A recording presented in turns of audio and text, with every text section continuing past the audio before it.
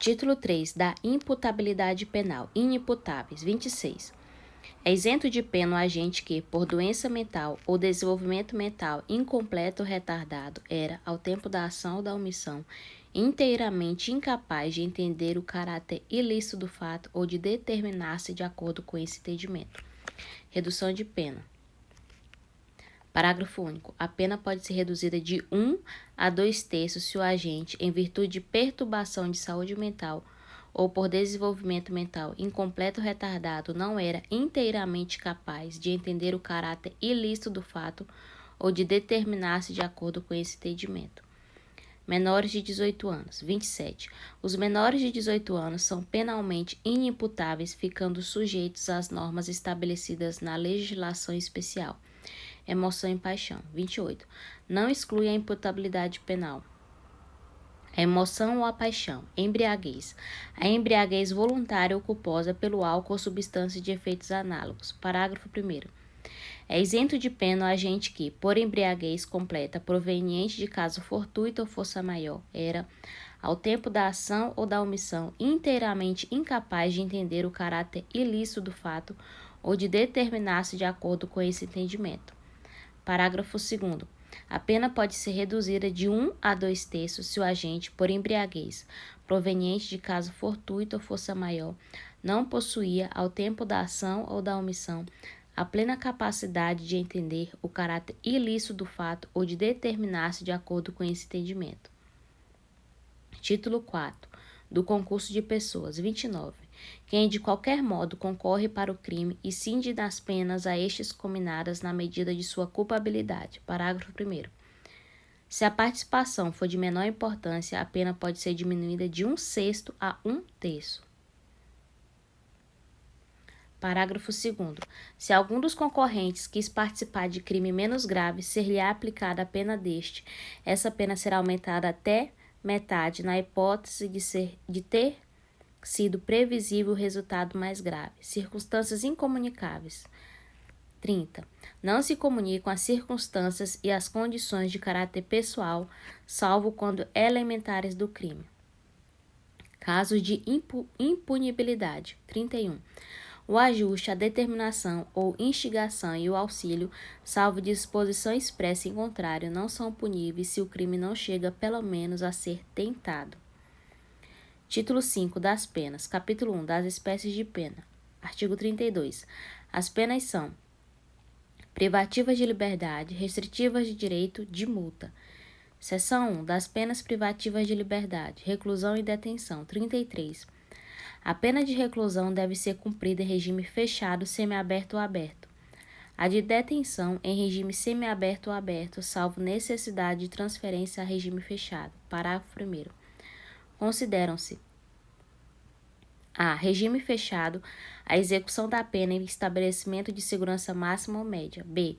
Regime semiaberto, a execução da pena em colônia agrícola, industrial ou estabelecimento similar. C. Regime aberto, a execução da pena em caso de albergado ou estabelecimento adequado. Parágrafo 2º. As penas privativas de liberdade deverão ser executadas em forma progressiva, segundo o mérito do condenado, observados os seguintes critérios e ressalvadas as hipóteses de transferência a regime mais rigoroso. A. O condenado a pena superior a 8 anos deverá começar a cumpri-la em regime fechado. B.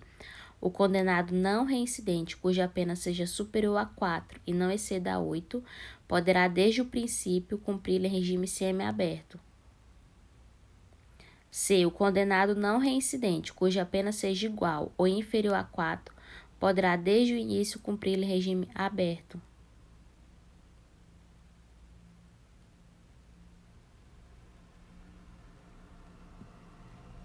Parágrafo 3º. A determinação do regime de cumprimento da pena far-se-á com observância dos critérios previstos no artigo 59 deste Código. Parágrafo 4º. O condenado por crime contra a administração pública terá a progressão de regime do cumprimento da pena condicionada à reparação do dano que causou ou à devolução do produto do ilícito praticado com os acréscimos legais. Regras do regime fechado. 34. O condenado será submetido no início do cumprimento da pena a exame criminológico de classificação para individualização da execução. Parágrafo 1º. O condenado fica sujeito a trabalho no período diurno e a isolamento durante o repouso noturno. Parágrafo 2º.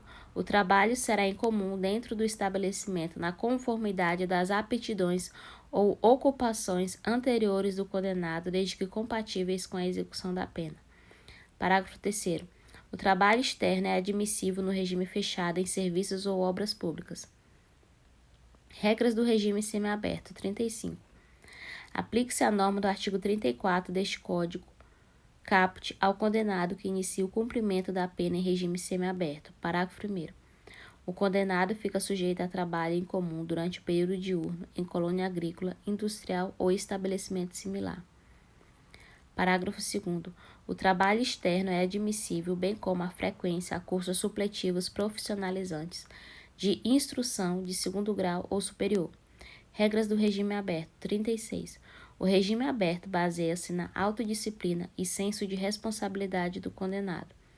Parágrafo 1º. O condenado deverá, fora do estabelecimento e sem vigilância, trabalhar, frequentar curso ou exercer outra atividade autorizada, permanecendo recolhido durante o período noturno e nos dias de folga. Parágrafo 2º. O condenado será transferido do regime aberto se praticar fato definido como crime doloso, se frustrar os fins da execução ou se, podendo, não pagar a multa cumulativamente aplicada. Regime especial. As mulheres cumprem pena em estabelecimento próprio, observando-se os deveres e direitos inerentes à sua condição pessoal, bem como no que couber ao disposto neste capítulo.